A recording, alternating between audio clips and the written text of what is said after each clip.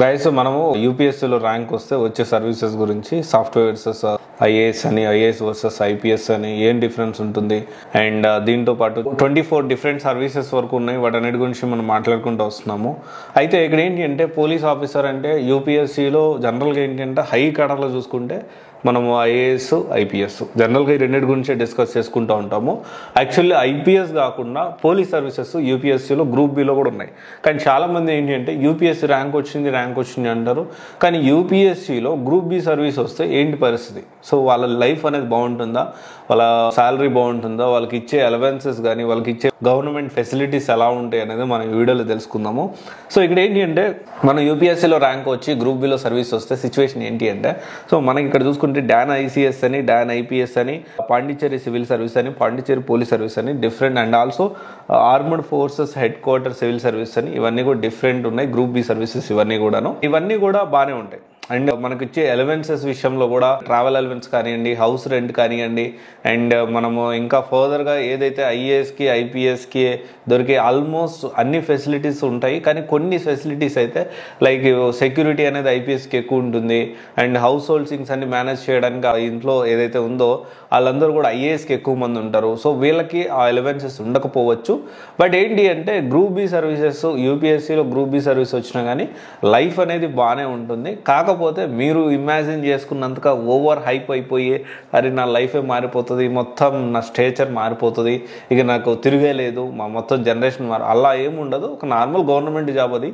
So దానికి మీరు అంటే ఓవర్గా ఎక్కువ ఎక్సైటెడ్ అవ్వాల్సిన అవసరం లేదు. అండ్ ఇన్ఫ్యాక్ట్ చెప్పాలి అంటే ఐఏఎస్, ఐపీఎస్ అయినా కానీ అంత ఎక్కువ ఎక్సైటెడ్ అవ్వాల్సిన అవసరం లేదు. అది one of the government job అనే విషయం మీరు గుర్తుపెట్టుకోండి. అండ్ దానికి ఉండే ప్రాబ్లమ్స్ దానికి ఉండే పాజిటివ్స్ దానికి ఉంటే, కాన్స్ కూడా దానికి ఉంటాయి.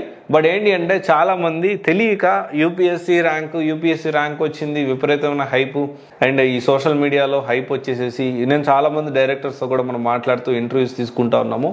సో వాళ్ళు కూడా ఏంటి అంటే ఎగ్జామ్కి ఎక్కువ హైప్ వచ్చింది, ఒక బ్రిటిష్ కాలం టైంలో ఉన్నదాన్ని మనం కంటిన్యూ చేస్తున్నాము, అప్పుడున్నంత హైప్ లేకపోతే అప్పుడున్నంత ఫెసిలిటీస్ కానివ్వండి, అప్పుడున్నంత పవర్స్ కానివ్వండి ఇప్పుడు లేవు సో అని చెప్పి మాట్లాడడం జరిగింది. అండ్ యూపీఎస్సీ ర్యాంక్ వచ్చి గ్రూప్ బి సర్వీసెస్ వస్తే అదేం తక్కువ కాదు, మంచి సర్వీసే. కానీ అన్ని గవర్నమెంట్ జాబ్లో అదొక government job. So pay scale విషయం చూసుకుంటే, సో డాన్ ఐసీఎస్ గురించి మనం ఇప్పుడు మాట్లాడుకుందాము. దీంట్లో చాలా ఉన్నాయి. డాన్ ఐపీఎస్ ఉంది, Pondicherry civil service, Pondicherry police service and armed forces head quarter civil services ఉంది. డాన్ ఐసీఎస్ అంటే మెయిన్గా ఏంటి అంటే ఎక్కువగా అండమాన్ నికోబార్ దగ్గర, ఢిల్లీ దగ్గర అండ్ లక్షద్వీప్ వీటన్నిటిలో అంటే టెరిటరీలో ఎక్కువగా మనకి ఈ పోస్టింగ్ అనేది జరుగుతూ ఉంటుంది. డాన్ ఐసీఎస్ కానీ డాన్ ఐపీఎస్ కానీ వచ్చినప్పుడు. అయితే ఇక్కడ ఏంటంటే గ్రేడ్ 1 శాలరీ వచ్చేసి 56,100 నుంచి 1,77,000 దాకా ఉంది. అండ్ గ్రేడ్ 2 వచ్చేసి 47,000 నుంచి 1,50,000 ఉంది. గ్రేడ్ 3 వచ్చేసి 44,000 నుంచి 1,42,000 ఉంది. అండ్ గ్రేడ్ 4 వచ్చి 35,000 నుంచి 1,12,000 ఉంది. గ్రేడ్ 5 వచ్చేసి 29,000 నుంచి 92,000 వరకు ఉంది.